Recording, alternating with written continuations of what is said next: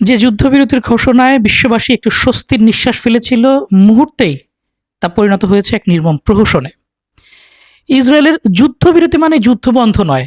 এই অদ্ভুত দর্শন এবং তার জেরে লেবাননে ঝরে পড়া তাজা প্রাণগুলো প্রমাণ করে দিয়েছে কাগজে কলমে চুক্তির চেয়ে মাঠের দখলদারিত্ব এখানে বেশি গুরুত্বপূর্ণ এবং শেষ কথা।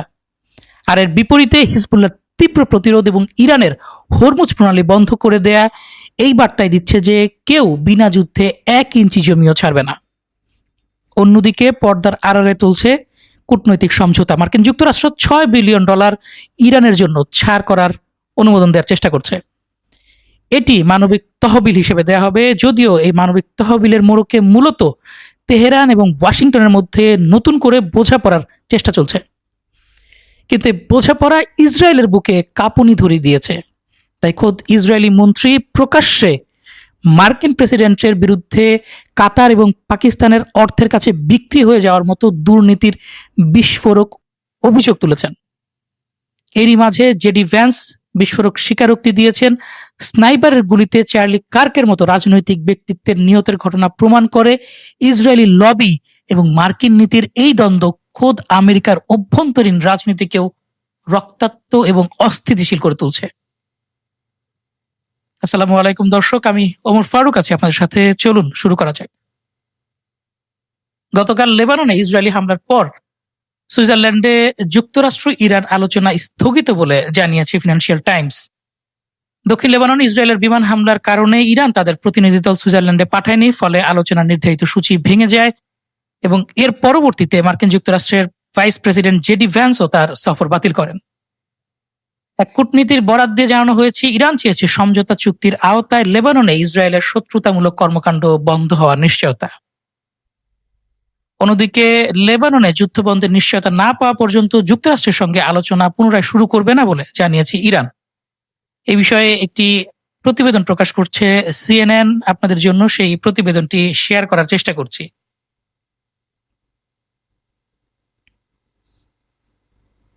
এক কূটনীতিকের বরাত দিয়ে জানানো হয়েছে, ইরান দাবি করেছে যে স্বাক্ষরিত চুক্তিতে যেভাবে উল্লেখ করা হয়েছে সেই অনুযায়ী লেবাননে যুদ্ধ ও সামরিক সংঘাত বন্ধ হওয়ার বিষয়ে স্পষ্ট নিশ্চয়তা দিতে হবে।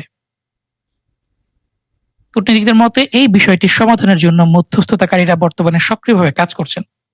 দক্ষিণ লেবাননের সাম্প্রতিক ইসরায়েলি হামলার পর পরিকল্পিত যুক্তরাষ্ট্র ইরান আলোচনা সাময়িকভাবে স্থগিত করা হয়েছে। এই যখন পরিস্থিতি, তখন নতুন করে কখন আলোচনা শুরু হবে সে বিষয়ে পরবর্তীতে জানানো হবে বলে প্রতিবেদন উল্লেখ করা হয়েছে। এদিকে মার্কিন প্রেসিডেন্ট ডোনাল্ড ট্রাম্পকে এক্সিওসের পক্ষ থেকে একটি ইন্টারভিউতে সাংবাদিক প্রশ্ন করেন, আপনি ইসরায়েলকে কি বাধ্য করতে পারবেন ইসরায়েল লেবাননে হামলা করবে না? জবাবে ট্রাম্প বলেন, হ্যাঁ, আমি বাধ্য করতে পারবো। ট্রাম্প আত্মবিশ্বাসের সাথে বলেন, তারা আমাকে অনেক সম্মান করে, আমি যেভাবে বলি তারা সেভাবেই চলে। যদিও পরবর্তীতে দেখা গিয়েছে যে ইসরায়েল মার্কিন যুক্তরাষ্ট্রের সব হিসাব নিকাশ ভুল প্রমাণিত করে অনবরত হামলা করে গিয়েছে লেবাননে এবং এখনো করে যাচ্ছে। এরপর খবর আসে, লেবাননে ইসরায়েল এবং হিজবুল্লাহর মধ্যে যুদ্ধবিরতি চুক্তি হয়েছে, যেটি গতকাল শুক্রবার 4টা থেকে বাংলাদেশ সময় সন্ধ্যা 7টা থেকে কার্যকর হবে বলে জানা গিয়েছিল। কিন্তু এই চুক্তি কার্যকর হওয়ার মাত্র 5 মিনিট পর পুনরায় ইসরায়েল লেবাননে হামলা চালায় ঘোষণা দিয়ে। এটি প্রকাশ করে ইসরায়েলের চ্যানেল 12। তার পরবর্তীতে চ্যানেল 12 ইসরায়েলি বাহিনীর পক্ষে সাফাই গিয়ে জানায়, যুদ্ধবিরতি মানে হামলা চালানো পুরোপুরি বন্ধ করা নয়। চ্যানেল 12 জানায়, এর অর্থ অর্থাৎ যুদ্ধবিরতির অর্থ হচ্ছে হামলাগুলো আরো বাড়িয়ে না তোলা, অর্থাৎ যেই মাত্রায় যুদ্ধ চলছে সে মাত্রায় চলবে, ব্যাপক আকারে হামলা করা হবে না। এটাই হচ্ছে যুদ্ধবিরতি চুক্তি। এবং এরপর যুদ্ধবিরতি লঙ্ঘন করে দক্ষিণ লেবাননে হামলা চালায় ইসরায়েল। সে হামলার কিছু ছবি আমাদের কাছে আছে, আমরা চেষ্টা করছি আপনাদের সাথে শেয়ার করার জন্য।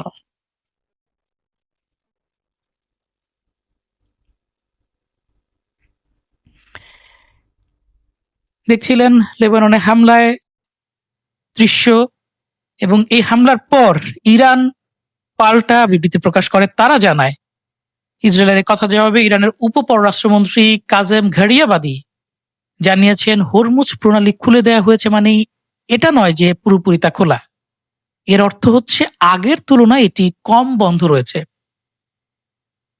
ঘুরিয়েবাদী মিডল ইস্ট স্পেকটেটরকে এই মন্তব্যটি করেন এবং এটি ইসরায়েলকে এবং মার্কিন যুক্তরাষ্ট্রকে হরমুজ প্রণালী পুনরায় বন্ধ হয়ে যাওয়ার ব্যাপারটি নিশ্চিত করে।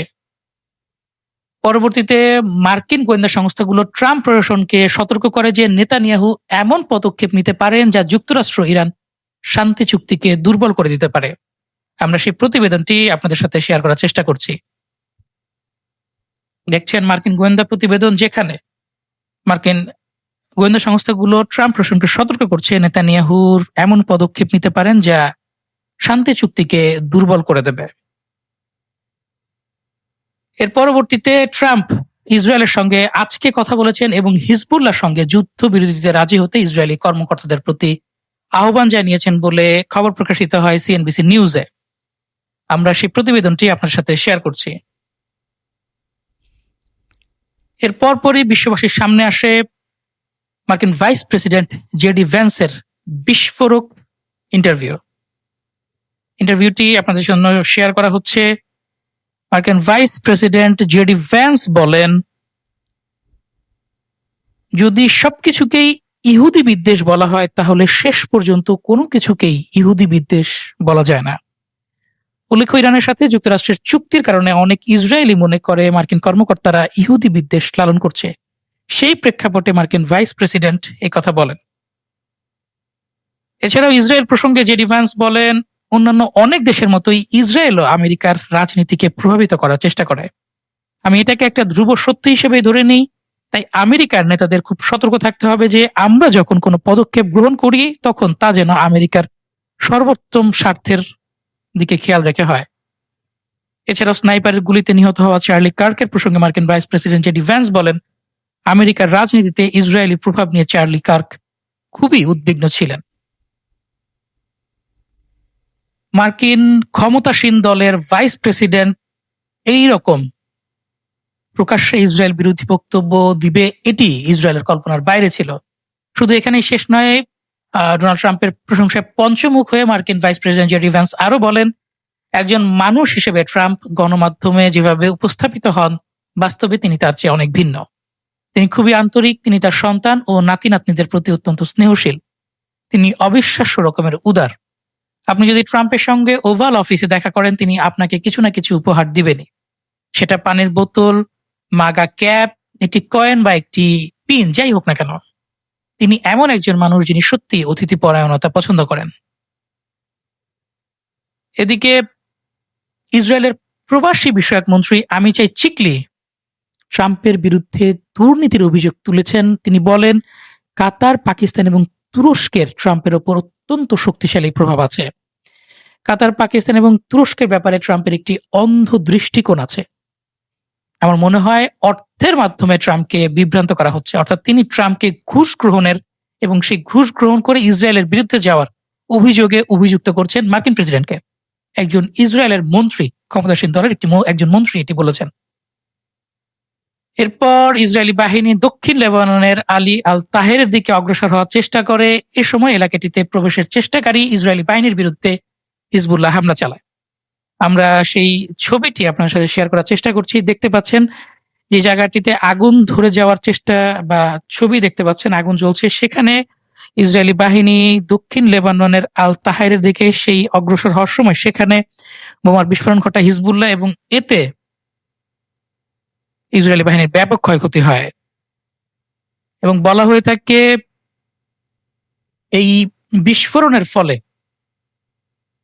ইসরায়েলির সেনাবাহিনীর একজন কমান্ডার নিহত হয়েছেন। যে কমান্ডার এর আগে হিন্দ আল রজব নামক একজন এক ফিলিস্তিনি 6 বছরের শিশুকে শতবার গুলি করে সারা শরীর ঝাঁঝরা করে দিয়ে হত্যা করেছিল এবং যেটি নিয়ে বিশ্বব্যাপী তীব্র নিন্দা হয়েছিল, সেই কমান্ডার গতকালকের এই হামলায় নিহত হয়েছে এবং এরপর ইসরায়েল কিন্তু আবার হামলা করেছে লেবাননে। এছাড়াও ইরানের জন্য $6 বিলিয়ন উন্মুক্ত করার পরিকল্পনা করছে যুক্তরাষ্ট্র ও কাতার। মানবিক খাতে ব্যয়ের জন্য ইরানের স্থগিত সম্পদের কয়েক বিলিয়ন ডলার দেওয়ার একটি পরিকল্পনা নিয়ে কাজ করছে যুক্তরাষ্ট্র ও কাতার। এই উদ্যোগটি যুক্তরাষ্ট্র ইরান চুক্তির আওতায় প্রস্তাবিত প্রথম দিকের আর্থিক প্রণোদনাগুলোর একটি। পরিকল্পনাটি এখনো চূড়ান্ত পর্যায়ে পৌঁছায়নি এবং এর বিভিন্ন দিক নিয়ে আলোচনা চলছে। প্রাথমিক পর্যায়ে কাতারের সংরক্ষিত $6 বিলিয়ন ইরানের ব্যবহারের জন্য মুক্ত করার প্রস্তাব রয়েছে। এর মাধ্যমে ইরানের কেন্দ্রীয় ব্যাংক খাদ্য, ওষুধ, অন্যান্য মানবিক প্রয়োজনীয় পণ্য ক্রয় করতে পারবে। বিভিন্ন হিসাব অনুযায়ী আন্তর্জাতিক নিষেধাজ্ঞার কারণে ইরানের প্রায় 100 বিলিয়ন মার্কিন ডলারের সম্পদ বিভিন্ন স্থানে স্থগিত অবস্থায় আছে। এসব অর্থের বেশিরভাগই তেল রপ্তানি থেকে অর্জিত নগদ সম্পদ, যা নিষেধাজ্ঞার কারণে ব্যবহার করা যাচ্ছে না। উল্লেখ্য, শান্তি চুক্তির অগ্রগতি নিশ্চিত করার অন্যতম শর্ত হিসেবে ইরান প্রায় 24 বিলিয়ন মার্কিন ডলার মুক্ত করার দাবি জানিয়েছিল। এবার মার্কিন প্রেসিডেন্ট ডোনাল্ড ট্রাম্পকে নিয়ে একটি ভিন্নধর্মী সংবাদ। দেখতে পাচ্ছেন মার্কিন প্রেসিডেন্ট ডোনাল্ড ট্রাম্প তার নতুন এয়ারফোর্স ওয়ানের প্রশংসা করে বলছেন, এমন বিলাসিতা বিমানের বাইরেও খুব কমই দেখা যায়। তিনি তার বিছানার ইঙ্গিত করে বলেন, এমন বিছানা দেখে মনে হচ্ছে সারা রাত পোস্ট দেওয়ার জন্য একেবারে উপযুক্ত। উল্লেখ্য, এই বিমানটি কাতার মার্কিন প্রেসিডেন্ট ডোনাল্ড ট্রাম্পকে মার্কিন যুক্তরাষ্ট্র থেকে কিনে পরিবর্তিত করে বিলাসবহুল আকারে তৈরি করে মার্কিন প্রেসিডেন্ট ডোনাল্ড ট্রাম্পকে গিফট করে। চলে যাচ্ছি পরের সংবাদে। যুদ্ধবিরতিকে বৃদ্ধাঙ্গুলি দেখিয়ে দক্ষিণ লেবাননে বিমান হামলা অনবরত অব্যাহত রেখেছে ইসরায়েল। সেই বিমান হামলার ছবিগুলো আমাদের কাছে রয়েছে, আপনাদের জন্য শেয়ার করার চেষ্টা করছি। দেখতে পাচ্ছেন, আজ সকাল থেকে ইসরায়েলি হামলায় এখনো পর্যন্ত 5 থেকে 20 জন পর্যন্ত নিহত হয়ে থাকতে পারে। অন্তত 5 জন নিহত হয়েছে বলে নিশ্চিত খবর পাওয়া গিয়েছে এবং গতকাল নিহত হয়েছিল 48 জন। এদিকে রয়টার্স একটি সংবাদ প্রকাশ করেছে, যেখানে তারা দাবি করেছে নিষেধাজ্ঞা তুলে নিলে যুক্তরাষ্ট্র ও ইরানের মধ্যে সম্ভাব্য যুদ্ধ সমাপ্তি ও নিষেধাজ্ঞা শিথিলকরণ চুক্তি হলে ইরানের বিপ্লবী গার্ড বেশ শক্তিশালী হয়ে উঠবে বলে আশঙ্কা করছে রয়টার্স। ইরানের বিপ্লবী গার্ড দীর্ঘদিন ধরে তেল, নির্মাণ, নৌ পরিবহন, টেলিযোগাযোগ এবং অবকাঠামো সহ বিভিন্ন খাতে অর্থনৈতিক সাম্রাজ্য গড়ে তুলেছে। নিষেধাজ্ঞা শিথিল হলে তেল রপ্তানি বৃদ্ধি, বিদেশি বিনিয়োগের প্রভাব এবং অর্থনৈতিক কর্মকাণ্ড সম্প্রসারণের ফলে যে আর্থিক সুবিধার সৃষ্টি হবে তার বড় একটি অংশ বিপ্লবী গার্ড সংশ্লিষ্ট প্রতিষ্ঠানগুলোর কাছে চলে যাবে। এইভাবে বিদেশি বিনিয়োগ বৃদ্ধি পেলে অবকাঠামো, জ্বালানি ও নির্মাণ খাতে তাদের সংশ্লিষ্ট ব্যবসাগুলো বড় ধরনের সুবিধা পেতে পারে। এছাড়া আলোচনায় থাকা 300 বিলিয়ন মার্কিন ডলার পুনর্গঠন উন্নয়ন তহবিল থেকেও বিপ্লবী গার্ডের সংশ্লিষ্ট কোম্পানিগুলো উল্লেখযোগ্য অংশ পেতে পারে বলে জানিয়েছে রয়টার্স। একে দেশের সেনাবাহিনী শক্তিশালী হবে, তাদের হাতে তেল বিক্রির অর্থ চলে আসবে, সামরিক বাহিনী শক্তিশালী হবে। এটি নিয়ে সংবাদ প্রকাশ করা কোনো গণমাধ্যমের নিরপেক্ষতাকে প্রশ্নবিদ্ধ করে, কারণ রয়টার্স যেই দেশের সংবাদ মাধ্যম, সেই দেশের সেনাবাহিনীও অনবরত শক্তিশালী হচ্ছে, তারা কিন্তু সেই বিষয়টি নিয়ে কথা বলে না। এদিকে কিছুক্ষণ আগে জানা গিয়েছে ইসরায়েলি হামলায় এক লেবানিজ সৈন্য নিহত হয়েছে। সেই হামলার ভিডিও ফুটেজটি আপনার সাথে শেয়ার করার চেষ্টা করছি। ইসরায়েলি হামলায় লেবাননের সেনাবাহিনী সাধারণত পালিয়ে যায়। ইসরায়েল লেবাননের সেনাবাহিনীকে আঘাত করে না, তারা মূলত সাধারণ মানুষকে হত্যা করে এবং সুযোগ পেলে হিজবুল্লাহর উপর প্রতিশোধ নেয়। কিন্তু এইবার দেখা যাচ্ছে যে এর আগেও ইসরায়েলি সেনাবাহিনী লেবাননের সেনাবাহিনীর উপর হামলা করছে। ইসরায়েল কিন্তু হিজবুল্লাহকে এবং লেবাননের সেনাবাহিনীকে তারা দেখে না, তারা সাধারণত মুসলমান হিসেবেই তাদের শত্রু মনে করে, তারা সবাইকে ঘৃণা করে। যদিও মুসলমানরা, আমি সাধারণ মানুষ, আমি সেনাবাহিনী, আমি হিজবুল্লাহ, আমি সিয়া, আমি সুন্নি, বিভিন্ন ধরনের বিভক্তিতে বিভক্ত হয়ে আছে। এদিকে দক্ষিণ লেবাননে এলোপাথারি বিমান হামলা চালানোর খবর এসেছে দখলদার ইসরায়েলি বাহিনীর পক্ষ থেকে, এবং সেই বিমান হামলার ছবিগুলো কিন্তু দেখতে পাচ্ছেন দর্শক। বিভিন্ন জায়গা থেকে একটি ফ্রেমের মধ্যে 4 থেকে 5 জায়গা বা 6 জায়গা থেকে বোমা হামলা এবং ধোঁয়ার কুণ্ডলী দেখা যাচ্ছে। এই যখন অবস্থা, তখন নিশ্চিন্তভাবে বলা যায় ডোনাল্ড ট্রাম্পের এয়ারফোর্স ওয়ানের বিলাসবহুল বিছানা থেকে হয়তো একের পর এক টুইট আসবে। সুইজারল্যান্ডে হয়তো নতুন করে আবারও কূটনৈতিক আলোচনা শান্তি চুক্তির জন্য শুরু হবে।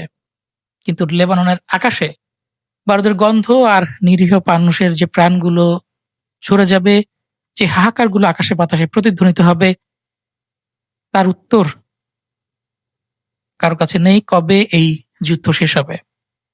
শান্তির এই চুক্তিকে আদৌ আলোর মুখ দেখবে, নাকি ইরান ও ইসরায়েলকে কেন্দ্র করে মধ্যপ্রাচ্যে আবারও একটি ভয়াবহ ও সর্বগ্রাসী যুদ্ধের দিকে ধাবিত হবে? এটি এখন সবার প্রশ্ন। দর্শক, এই ছিল আজকের সর্বশেষ সংবাদ। পরবর্তী সংবাদ দেখার আমন্ত্রণ জানিয়ে বিদায় নিচ্ছি। ভিডিওটি ভালো লাগলে লাইক, কমেন্ট, শেয়ার এবং সাবস্ক্রাইব করে সাথে থাকবেন। আল্লাহ হাফেজ। আসসালামু আলাইকুম।